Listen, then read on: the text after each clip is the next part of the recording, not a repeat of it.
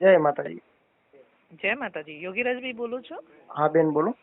યોગીરાજભાઈ, હમણાં તમે એક રજૂઆત કરી હતી કે રાજ શેખાવત સાહેબને કરણી સેના પાઘડી જાણી જોઈને પાડી દીધી, તમે ડીજી સાહેબને જાણ કરો, બરાબર ને?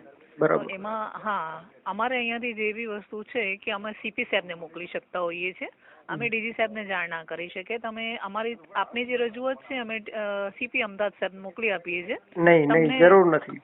હું ડીજીપી સાહેબને મળીશ ને ત્યારે હું રૂબરૂ વાત કરી લઈશ.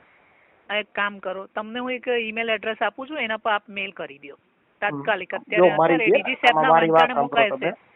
યોગીરાજભાઈ, આ તમે મોકલી દેજો ડીજીપી સાહેબના વંચાણે, છતાંય હું રૂબરૂ વાત કરી લઈશ. ના મૂકી શકીએ, અમારી ઓથોરિટી નથી. એ તમારે મેલ કરવું પડશે કાયદેસર. હા તો હું કરાવી દઈશ, અથવા હું રૂબરૂ મળીને કરી લઈશ.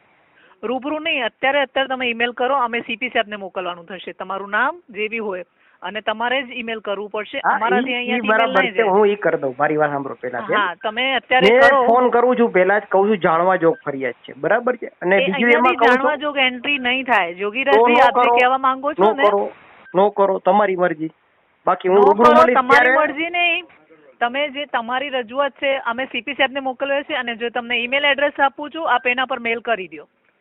તો પછી નિવેદન મારે દેવાનું.